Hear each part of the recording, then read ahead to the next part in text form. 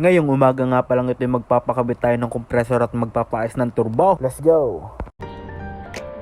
At yan na nga, inaalis na ni Kuya ang ating compressor. Tapos rin na nga yung ating lumang compressor na alis na pagkakadumay. Yan, at nakakabit na nga ang ating bagong compressor. Salamat Nike!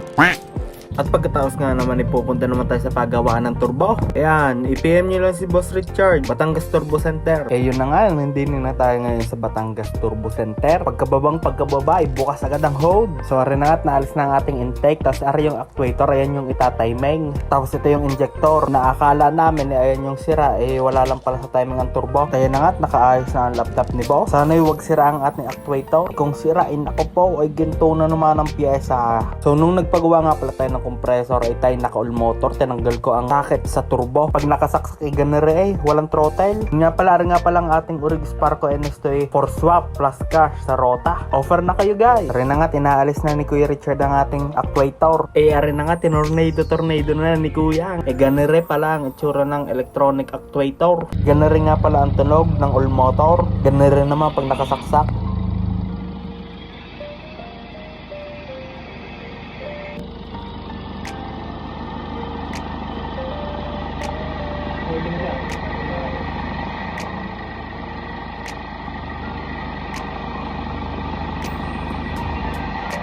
Opo. Kuya, i-rev nyo nga.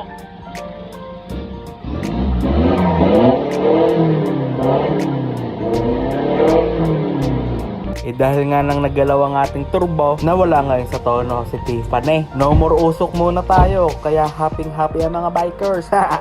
Joke lang po. Rin na nga, itetesting na ni Kuya Richard si Tiffany kung ayos ba ang hatak nito. Maulit ko nga lang pala guys. Dari nga pala si Tiffany, pinart out ko na ang kanyang mga pyesa, pati mga pyesa sa makina. Paano ako lang ang Hyundai, si Kapos at si Karmit Honda. Syempre tayo mag-Honda din.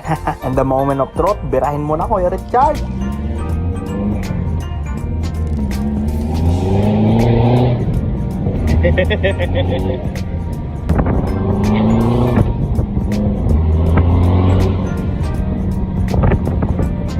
Ibang sa stock.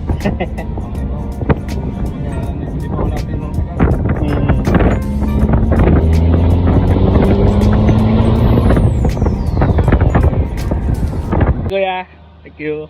Yeah.